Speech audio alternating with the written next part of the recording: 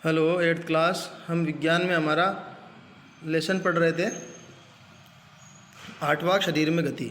इसका दूसरा पॉइंट है जंतुओं में चाल। हम जंतुओं में चाल के बारे में देखेंगे। दूसरा पॉइंट जंतुओं में चाल। तो इसमें हम सबसे पहले देखेंगे केंचुए के बारे में। तो अब देखो, शरीर बगीचे में चलते हुए केंचुए का निरीक्षण कीजिए। केंचुआ देखो बच्चों इस तरीके से चलता है, आगे की ओर गति करता रहता है, रेंगता हुआ चलता है। मतलब ये केंचुआ दिखा रखा है देखो इसके अंदर में, है ना, केंचुए की गति। इस तरीके से केंचुआ होता है। तो इससे पकड़कर एक शाई या सोक फिल्टर पेपर पर रखिए। इसकी गति का परीक्षण कीजिए। इसके पश्चात केंचुए को एक कांच की पट्टी या टुकड़े, टाइल अथवा किसी चिकनी सतह पर रखिए तथा इसकी गति का परीक्षण कीजिए। यानी ये गति किस प्रकार से करता है। तो हम देखेंगे कि ये रेंगता हुआ चलता है आगे की तरफ, मतलब अपने शरीर को सिकुड़ता है, खोलता है, फिर सिकुड़ता है, फिर खोलता है। क्या यह गति पेपर पर केंचुए की गति से भिन्न है? ऊपर की दो सतहों में से किस पर केंचुआ आसानी से चल सकता है? तो देखो, केंचुओं का जो शरीर होता है ना, एक सिरे को दूसरे सिरे से सटाकर रखे गए अनेक छल्लों से बना प्रतीत होता है। केंचुए का शरीर एक सिरे को दूसरे सिरे से सटाकर रखे गए अनेक छल्लों से बना हुआ प्रतीत होता है। ये देखो इसके अंदर में ये अलग अलग छल्ले दिखाई देंगे।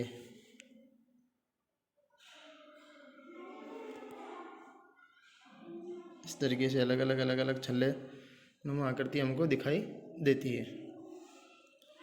तो इस अनेक छल्लों से बना होता है। केंचुए के शरीर में अस्थियां नहीं होती, हड्डियां तो नहीं होती, परंतु इसमें पेशियां होती है जो इसके शरीर को घटने और बढ़ने में सहायता करती है। इस वजह से देखो, केंचुए की जो गति होती है ना, कभी इसका शरीर घटता है, कभी बढ़ता है। इस तरीके से रेंग करके कोई जीव जब चलता है तो उसको बोलते हैं हम क्रमांकुचन गति। क्रम अंकुचन गति, इसको एक साथ बोलेंगे तो क्रमांकुचन गति। शरीर के दौरान चलने के दौरान केंचुआ अपने शरीर के पश्चिम भाग को भूमि में जकड़े रहता है तथा अग्रभाग को फैलाता है। इसके बाद वह अग्रभाग से भूमि को पकड़ता है तथा पश्चिम भाग को स्वतंत्र कर देता है। मतलब आगे की तरफ बढ़ता जाता है ना। पहले उसमें सिकुड़न होती है, फिर वो खुलता है, फिर सिकुड़न होती है, फिर खुलता है। इस तरीके से आगे की ओर चलता है। इसके पश्चात यह शरीर को संकुचित करता है तथा पश्चिम भाग को आगे की ओर खींचता है। पहले आगे वाले से पकड़ता है, पीछे वाले को छोड़ता है ना। फिर इसके बाद इसके पश्चात शरीर को संकुचित करता है और पश्चिम भाग की ओर खींचता है। इससे वह कुछ दूरी तक आगे बढ़ता है।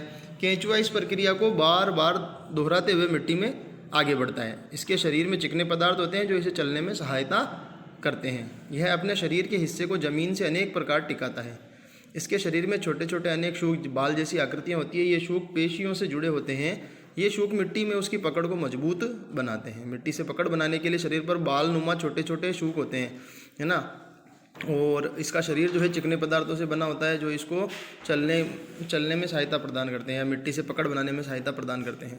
केंचुआ वास्तव में अपने रास्ते में आने वाली मिट्टी को खाता है। उसका शरीर अनपचे पदार्थ को बाहर निकाल देता है। केंचुए द्वारा किया गया यह कार्य मिट्टी को उपजाऊ बना देता है, जिससे पौधे को फायदा होता है। तो केंचुआ देखो खाता तो मिट्टी है ना, और अब अपचित पदार्थ जो उसके शरीर के अंदर होता है इसको बाहर निकाल देता है, जिससे क्या होती है कि भूमि का उपजाऊपन बढ़ता है।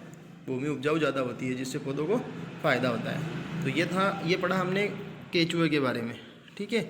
अब देखो इधर जो हमने ये पेशी के बारे में पढ़ा था, है ना।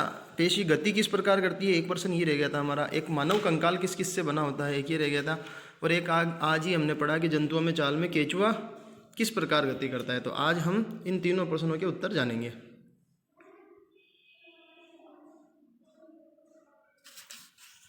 देखो, पहला प्रश्न है हमारा, मानव कंकाल किस किस से मिलकर बनता है। मानव कंकाल किस किस से मिलकर बनता है। तो मानव कंकाल जो बनता है ना पूरा का पूरा, उसमें खोपड़ी होती है, मेरुदंड होता है, पसलियाँ होती है, वक्ष की अस्थि होती है, कंधे एवं श्रोणी मेखला तथा हाथ एवं पाँव की अस्थियों से मिलकर बनता है। तो हमारा उत्तर क्या हो गया कि मानव कंकाल खोपड़ी, मेरुदंड, पसलियों, वक्ष की अस्थि, कंधे एवं श्रोणी मेखला तथा हाथ एवं पैर की अस्थियों से मिलकर बनता है। यानी इतनी प्रकार की अस्थियां मानव कंकाल के अंदर सम्मिलित होती है। चलो दूसरे प्रश्न की बात करते हैं। अस्थि किस प्रकार गति करती है। अस्थि के बारे में हमने देखा था ना, क्रमांकुचन गति करती है। अस्थि को देखो, अस्थि को गति प्रदान करने के लिए, ये देखो यहाँ पे साफ साफ लिखा है कि अस्थि को गति प्रदान करने के लिए दो पेशियां संयुक्त रूप से कार्य करती है। तो इसी के बारे में हम पढ़ेंगे इसमें कि अस्थि किस प्रकार गति करती है। तो किसी अस्थि को गति प्रदान करने के लिए दो पेशियों को संयुक्त रूप से, संयुक्त का मतलब एक साथ, संयुक्त रूप से कार्य करना होता है। जब दो पेशियों में से कोई एक सिकुड़ती है तो अस्थि उस दिशा में खिंच जाती है, जिस दिशा में सिकुड़न होती है ना उसी दिशा में अस्थि खिंच जाती है। अतः एक अस्थि को गति देने के लिए दो पेशियों को संयुक्त रूप से कार्य करना होता है। इस प्रकार अस्थि गति करती है। तीसरा प्रश्न देखो हमारा, तीसरा प्रश्न ये जो आज केचुए के बारे में पढ़ा कि केचुआ किस प्रकार गति करता है वर्णन करो। तो केचुआ देखो, एक मिनट, ये प्रश्न नंबर 45 नहीं है ना, इसको 45 नंबर प्रश्न मत मान लेना तुम, मैं साफ कर देता हूँ इसको।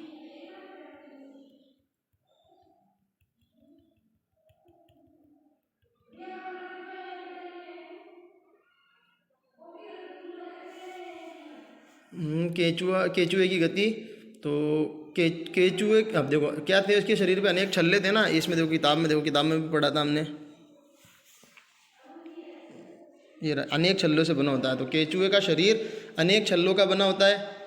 इसके शरीर में अस्थियां नहीं होती, परंतु क्या होती है, पेशियां होती हैं जो इसके शरीर के घटने और बढ़ने में सहायता करती है।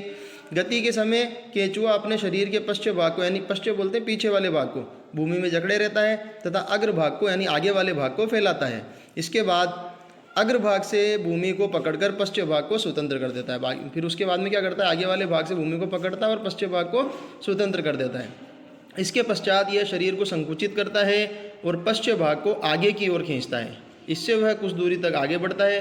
केंचुआ इस प्रक्रिया को बार बार दोहराते हुए मिट्टी पर आगे बढ़ता है। इसके शरीर पर चिकने पदार्थ होते हैं जो इसे चलने में सहायता करते हैं। बस यहाँ तक इसका आंसर नोट करना है ना, ये जो लाइन आ रही है ना यहाँ तक, बस ये नोट नहीं करना, ये रहने देना। किताब के अंदर ये और दे रखा है ना, ये नहीं करना आपने को, बस यहाँ तक इसकी गति के बारे में बता चुके हम, वर्ण कैसे होता है इसकी गति। तो ओके, थैंक यू क्लास।